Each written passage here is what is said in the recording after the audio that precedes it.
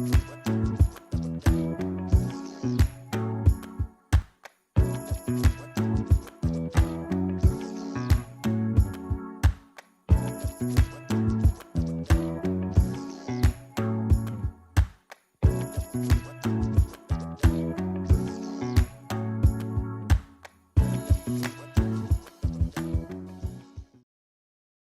the Sports Chasers Podcast. Coming to you live and direct with your host and your moderator, Kevin L. Warren.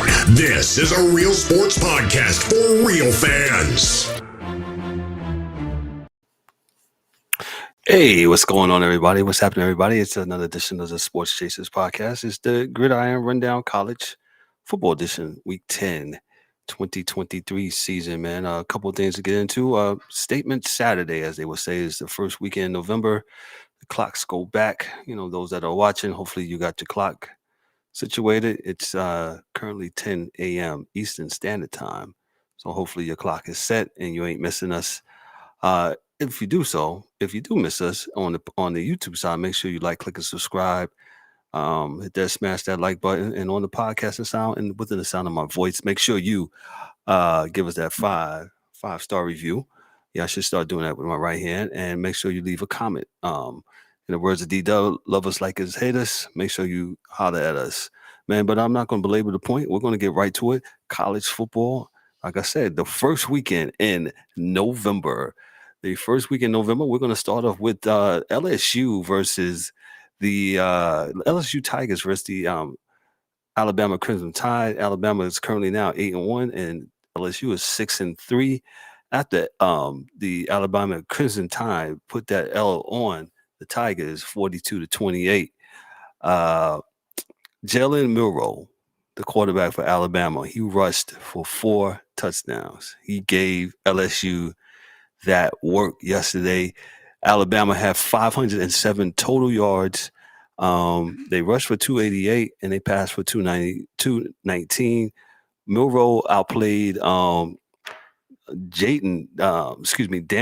of LSU, who's a Heisman prospect. Milroe was his passing, which wasn't his thing this game. He was 15-23, 219 yards, just no TDs, no interceptions. But like I forestated, Milroe was 20 attempts, and 55 yards, 4 TDs. His longest was 23 yards. So, D, good morning. What's up? We're talking about LSU versus Alabama and how Jalen Milroe, how he went off yesterday against the Tigers, and now Alabama's 8-1. LSU is 6-3 here. Hello, you hear me, Kev? Yeah, I can hear you, and we're live, sir. Okay, good. I'm sorry I'm late, everybody. First and foremost, thank you for joining. What I want to get into is this: when is Kelly going to get on the hot seat? No, I'm dead up. It's not that I don't like the man, because I don't know the man. I just want to know, when does he get on the hot seat? Because usually, right? Right. The cat. I'm sorry, I'm coming in throwing fastballs, but the cat comes into LSU, right? All fanfare, you're going to win this, you're going to do this, you're going to do that, right? Because the reality is, 2 coaches prior to him, I forget dude's name. Guy used to eat dirt on the ground, but great coach. And I don't think he ever got actually on a job, so I don't know what really happened to him. But his only foil was that he didn't beat Alabama, right? And then old boy that got caught with the young lady with his shirt off at the gas station, they fired him after winning the championship. Right, so he won the championship, but he couldn't. They got rid of him, right? So then you bring this guy down from Notre Dame, supposed to be a super coach, as they all are, right? Great coaches do what they do, but he doesn't beat Alabama either. I think it's for 3-4 years now, right? This is the 3rd year in a row that they have not beat him on the first weekend in November. Yeah, so I'm just saying, like I just don't know if it's going to happen, but I just want to know if we're going to go to that hot seat shit, because everybody, if you don't beat Alabama, because that's usually what you're there at LSU for, is to beat Alabama. That's what they all say. This is what they all do. This is what this whole thing is Alabama, we got to beat Alabama. And you haven't. You haven't. So I just want to know when the hot seat comes. But actually, it was a good game until Alabama, it was 28 up, I think, the middle of the third quarter. And then Alabama pulled away. It had, I think, an interception, and then Milroe ran the ball. And this kind of goes to a pro question that we were talking about earlier in the season. Let a quarterback do what they do, right? So, you tell him turning Milroe into Tua was not going to happen this first year out, or him into Jalen, or him into to Mac, guys that were clearly better passing quarterbacks. You weren't going to turn this kid into those guys the first week. And everybody started wilding out because he wasn't them beginning of the season, right? He's not. He just wasn't them. He wasn't them beginning of the season, right? And he should have been them, right? But if he runs the ball and do what he has to do, it's not like teams haven't won national championships with Tim Tebow, guys that ran and threw the ball. Like I said, Milroe was amazing yesterday. Like I said, 4 touchdowns, a couple of stiff arms. And and he Daniels, Jaden Daniels for LSU, he wasn't bad yesterday. 15, 24, 219 yards, 2 TDs. He did throw the ball to the other team all the time. And he rushed for 163 yards. People forget both of them running. But I think Milroe was just, his was more impactful, of course. And they got the victory. And like you said, Brian Kelly, what's really good. You came down there with your Southern accent. Coming from New England. Let's go, America. Let's go. Yeah, what's really good. So, it is what it is. With the Alabama's 8-1, the Tigers of LSU, they are 6-3. They're going to somebody else's bowl. They are bowl eligible now, being that they've won 6 games. Let me go to D's other favorite team. Excuse me. The Notre Dame. Well, D's 2 favorite teams, I should say. The Notre Dame Fighting Irish played a visit to Death Valley. On this one. Paid a visit to Death Valley in Clemson, South Carolina, because Clemson got the victory 31-23. Clemson's now 5-4. The Irish are 7-3. Here from the AP, Clemson coach Dabo Swinney, red hot radio tape after criticism from Tyler of Spartanburg apparently fired up the Tigers. We all had a chip on our shoulder, tailback Mike Maffa said.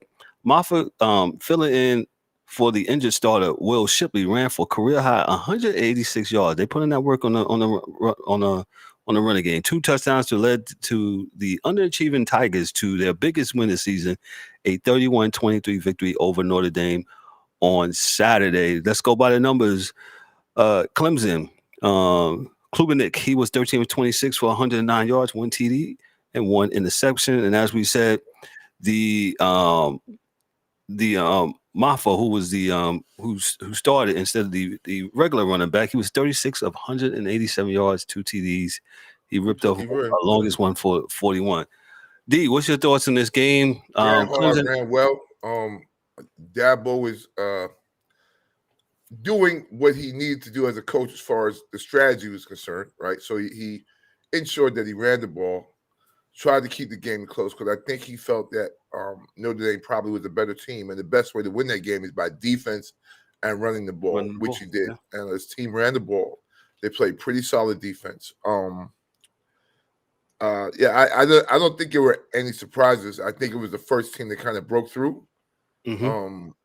Was going to win this game, because I think Notre Dame had an interception for a touchdown, so they had a defensive score. I think both of these teams are pretty much equal, to be totally honest with you. Notre Dame's record does not say that, but the reality is that Notre Dame really has a schedule where they lost to Ohio State.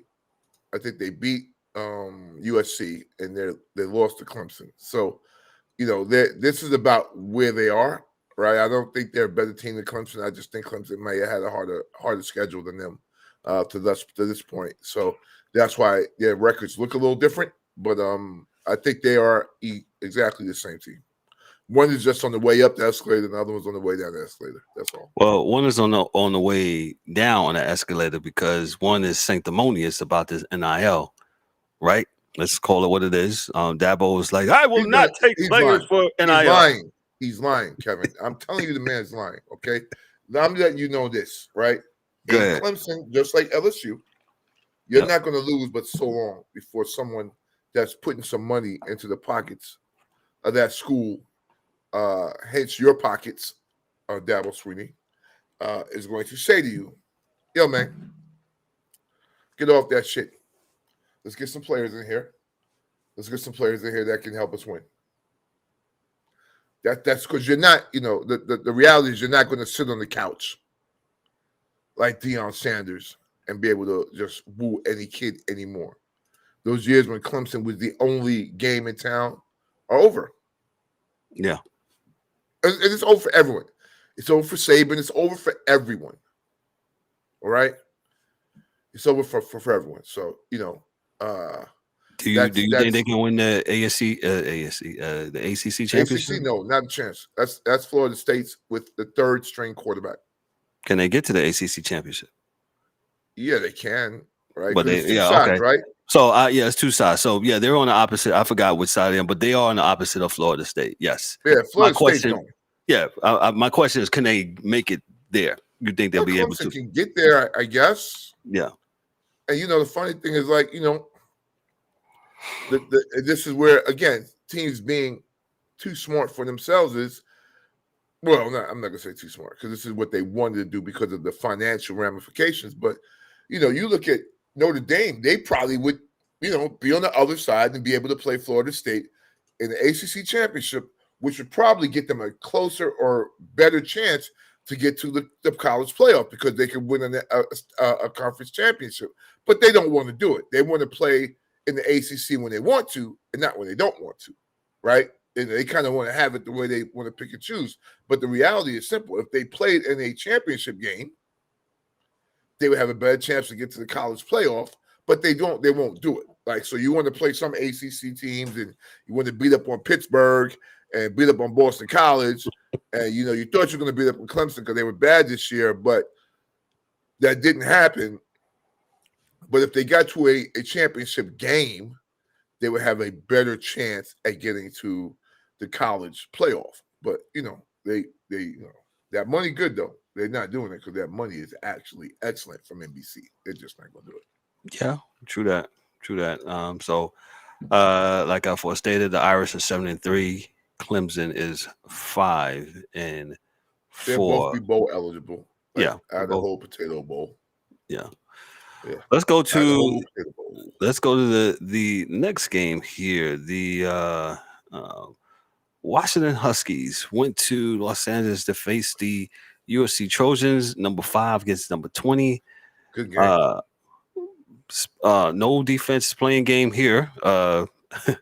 Washington wins this game 52-42. Hey, shout out to Michael Penix Jr., man. Again, he played pretty good. 22 of 30, 256, 2 TDs, 1 INT. I think he pushes his stock to be in the top for the Heisman. Your thoughts? Yeah. Well, dude fell out, right? So Penix is in. Yes.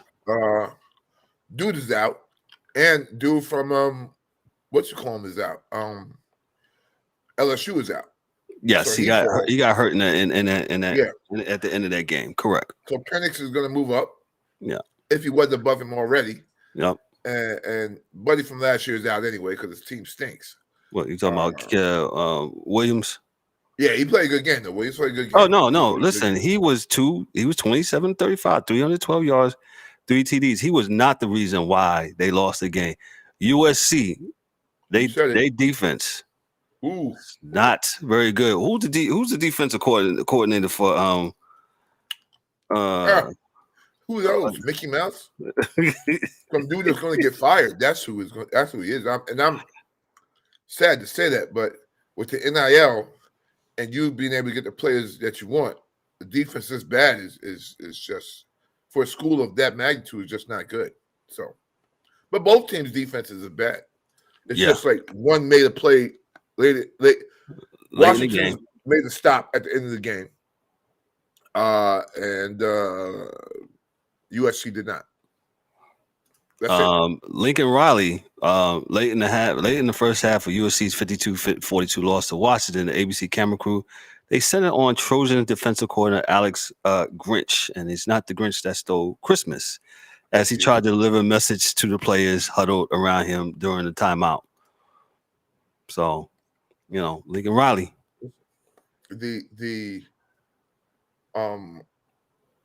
Yeah, no excuse anymore. That's all I can say, right? No excuse anymore. To me, Right. with the environment that college football is being played in now, where you could get the NIL and get players you want, evidently they weren't wanting to get defensive players. That's basically, when they had a chance to, they didn't. That's all that is, one. And Lincoln Riley, he's an offensive guy. And when you coach a college team like a pro team, right? So you have an offensive coach that only cares about really what the offense does. It's really inherent that you get a defensive coordinator that's serious. Like, so when Dabo had Brett Venables, he had a defensive coordinator that's going to make sure Clemson had the defense regardless of what Dabo wanted. You have to do that. You have to get a guy that's going to make sure and able to reach out and read and take a look at defensive players and get the ones that you need for your system. And it seems to me that that doesn't happen at USC or Washington at this point in time. Right now, it just doesn't seem like they do that. Not that important, I guess. What defense is not that important? Well, yeah, you definitely can say that, and how they didn't play well. 52-42. That's a lot going on. That's a lot going on. Okay? That's a lot going on. Let me read this. Dilton Johnson never rushed for more than 100 yards in any game in 4 seasons of college football. The Washington tailback, and he came from Mississippi State, I believe. Yes. Right. Yeah. Mm-hmm. He had a bad game, man. He was 26 of 256, 4 TDs. His longest was a 53-yarder. Penix was 22 of 30, 256. Like I said, 2 TDs, 1 interception. Jones for USC was 11 of 27 of rushing, 0 TDs. His longest was 31. Caleb Williams, you think he plays rest of the time? Oh yeah, Caleb is he's the truth. He's the best quarterback in college, and then I think maybe Drake May and Penix after that. He is the absolute truth, man. But he don't play defense, so no, and that's not the reason why they lost the game yesterday. Hey, any problem you had? Because people are busting him over the side of the head with this emotional moment that he had on the sidelines, I guess, with his mother. No, and I'll tell you why. It's football. In the middle of games, you get very, very, very emotional. Those things happen, brother. I've seen it happen every level of the sport. So, yeah, Devontae Adams just this past Monday, he was on the sideline, very emotional. Yeah, because your former quarterback could not get him the ball. Boy, no, this is the college. I'm sorry to trigger you. No, but the reality is, I'm sorry, Devontae. I told you, I sent you that email. You weren't listening. But listen, man, I tell folks, and I know it happens in all sports, depends on the kids, but I know it happens in football because I've been around that a lot more. I tell people, man, you practice 4 or 5 days a week for one game. Every game is very emotional. Every game is very emotional, man. You go through a whole week to win that one game that weekend. So you put all those plans in and you install this offense, you install this defense, you do all these things. And you're trusting in your coaches. And when you don't see it work, you're upset because you don't know what to do. Because the coaches are who you trust. And the system and defense that your coaches put in couldn't stop a baby. So now you're like, what the hell? What are we doing? What are we doing here? That's all. That's what you're thinking. Like, what are we doing? Right. What are we doing? Well, that's kind of where that comes from. Yeah. So, I understand it. It happens. Gotcha. We'll move right along. to other game on tap here, and people might wonder why we well, I'll just go to it. Florida State beat Pitt 24-7. This game was close here for the half, and then Florida State pulled away. Ja'Kai Douglas was there during the dark days at Florida State when the losses piled up on the program. Reputation as a national power seemed like a distant memory, according to the AP. Those days are over. The fourth-ranked Seminoles are returning to the ACC title game for the first time in nearly a decade after pulling away from Pittsburgh for a 24-7 win on Saturday night. Let's go by 10 NIL players on that squad starting Florida this year. Say that one more time, D. I'm sorry. I said I think it's more than 10 NIL players are starting for Florida State. Yeah, a good team though. That shoot, man. They can play.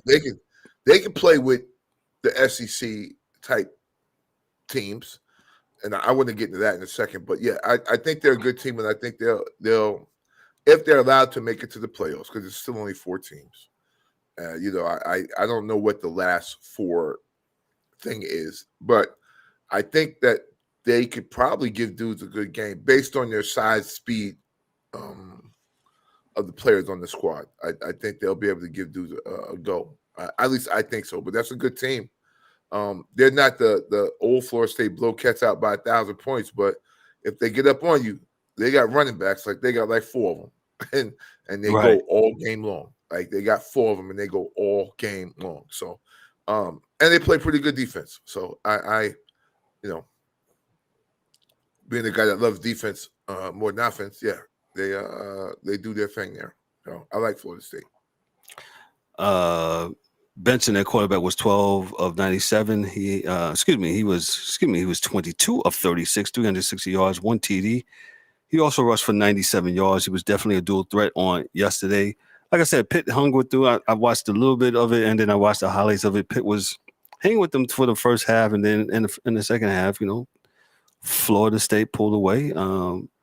Florida State is currently 9-0. They're number 4 in the nation. And Pitt is 2-7, currently going nowhere fast, man. But they've given a couple teams a run for their money. Yeah, but Pitt plays hard every game, which everyone's supposed to do. So I can't give you like credit for playing hard, because that's what you should be doing anyway. But the reality is, yeah, man, Pitt has a good team. They still have a good team, man, from 2 years ago. I think they're starting to recruit the type of Pitt players that they like to get. It's just with a school like Pitt, everything has to come together at 1 year. Like, so it's usually like every 3-4 years. Them, Wake Forest, which are good schools, good programs, but when they get a senior class or a senior laden class, they get good quick. Like they'll go from a 27 year to next year being 8 and something. So we'll see what happens next year, right? Because it's bringing in seniors if you can. Whatever works for you, get it in there now. Now it's whatever works for you, get it in there, right? Whatever. If you want it, pay for it. It's like you go to the store with your wife. Right, true that. If you want, baby, if you want it, get it. Okay, just get it. That's what you want. A running back. Okay, let's go. Come on. Yeah, get you a couple of linemen and whatever, right?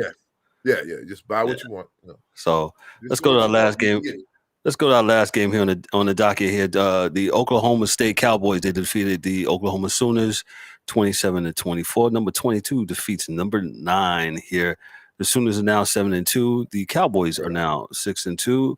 From the AP, Oklahoma State coach Mike Gundy didn't even bother trying to downplay the importance of beating Oklahoma on Saturday. This will probably, we don't know when they'll face each other, because I believe Oklahoma is going to the SEC. Yeah, they have to figure that out, man. Because that rivalry we have to do that every year, right? That's Oklahoma has to play Texas every year. Oklahoma has to play Oklahoma State every year. They'll have to figure something out. Yep. And I think you have a chance to do so, right? Because schedules are done every 3 years in advance. And with them going to the new conference, some nerd like me had to be sitting somewhere in a room and pull together these schedules for these new teams coming into the conference. So and it's too much money for both conferences if you have the Oklahoma State game. Like it's just that money, that game is going to be money every year. Like, so Dan complained about this earlier with Pittsburgh and West Virginia and their rivalry games when dudes go to different conferences. So, they're going to have to figure something out and make sure this game happens every year because it's a good game. Yeah, I agree. Definitely agree. Let's go by the numbers here. Oklahoma. Oklahoma State's quarterback Bowman, he was 28 for 42, 334 yards, no TDs, no INTs. Gordon the second, he was 33 of 137, 2 TDs. His longest he ripped off was 35. Gabriel, their quarterback for Oklahoma, he was 26 of 37, 344 yards, 1 TD, 1 interception. Oklahoma State had 480 yards of total offense. Oklahoma State, 480 yards of total offense. Oklahoma with 492 yards of offense. And they wind up defeating the Sooners of Oklahoma, man. So like Dee said, this game has to go on every week. Some of the rivalry games, you'll see a lot of the Pac-10, Pac-12, whatever, you'll see some teams shifting over. So hopefully they'll be able to keep that. So D, let me ask you this real quick before we get out of here. Anything, so November 1st, the clocks go back. Your thoughts, any not storylines, but anything that you see in the future? Yeah, I saw something yesterday that was a good game, man. Yeah. It started out being it, and it ended up not being. It was the James Madison, Georgia State Panthers. Which is basically an FCS game, but James Madison is ranked 23 in the country because they're 9-0. Explain to those what is an FCS. Some guys might not. FCS are the FCS are the college championship, right? So in the college championship, they kind of do it different down there at regular Division I, where they have kind of like a tournament for FCS, to be the champion of F football championship series, as opposed to the football bowl series, which is the FBS, which is the bigger schools, where you get to be the national champion of the country, and the Division I schools, which James Madison is, but they're just good enough to be ranked with the FBS schools because they're 9-0. They beat the crap out of everybody thus far this year. They'll play in the FCS. I got it up there on the board. Yeah, James Madison. Yeah, that's where they're at. So, and they'll probably be the FCS champion. But Georgia State is a good team out of Atlanta. They're not a bad team, and at least for the first half of the game, they was on it. It was 14-7 James Madison at the end of the half, and then things got kind of crazy. And James Madison scored 14 points in the third quarter, 14 points in the fourth quarter, and the score ended up being 42-14 because all Georgia State could do is muster another 7 points, another touchdown in the third quarter. But with that being said, that's I think. Jay, I will by tomorrow, and I'll just kind of interrupt our pro thing tomorrow night, and at least put up on the board what the standings are in FCS, and so you'll see who that is. And I kind of think if you could do it the way they do it, which the big schools aren't going to do, it's better because it's a tournament, right? So they have a tournament for Division I FCS, Division II, and Division III. Right. And these tournaments, I'm telling you, are some of the most exciting football you'll see because these are very, very evenly matched teams in these tournaments. So you don't necessarily have all the time in the FCS or mid-major D1 schools, schools that are that much better than the rest of them. Right. So, like a Coastal Carolina is very good. Like they're probably right there with James Madison. You have these schools. So when they have the tournament, these games are close. You don't have when Michigan played Georgia and beat, and Georgia beat Michigan by 1,000, like it was, you don't have that in these tournaments, man. I got it up there on the board there. Some of the FCS leagues, Big Sky, Big South, Colonial Athletic, Independence, You got Ivy League, of course, Middle East and Atlantic, Missouri, Northeast, Ohio Valley. Go ahead, D. I'm sorry. What I promise is, we'll dive into this for the rest of the season. And so what we'll do is we'll pull up the best teams in these conferences, do a little research, because the reality is that these people have a stronger fan base than maybe some of the bigger schools, right? Because folks went to James Madison and they're proud that their school is playing very well because they don't play well They was every ranked year. last So week. I guess They're not ranked this week, but they was ranked last week if I remember correctly. They was ranked 23rd last week. Yeah. So so what I'm saying is that when folks are watching these teams, they have a fan base too, and they get really, really excited because their teams aren't great every year. So I think if you go to Alabama, or you went to Alabama, you went to Georgia, you might be able to get fatigued because your team is always good, right? So you're not as invested going to games and doing this and that and the third because those schools are always good. And usually when you go to those bigger schools, you move away from those schools. Guys that go to smaller schools still tend to live closer to the schools that they went to. And with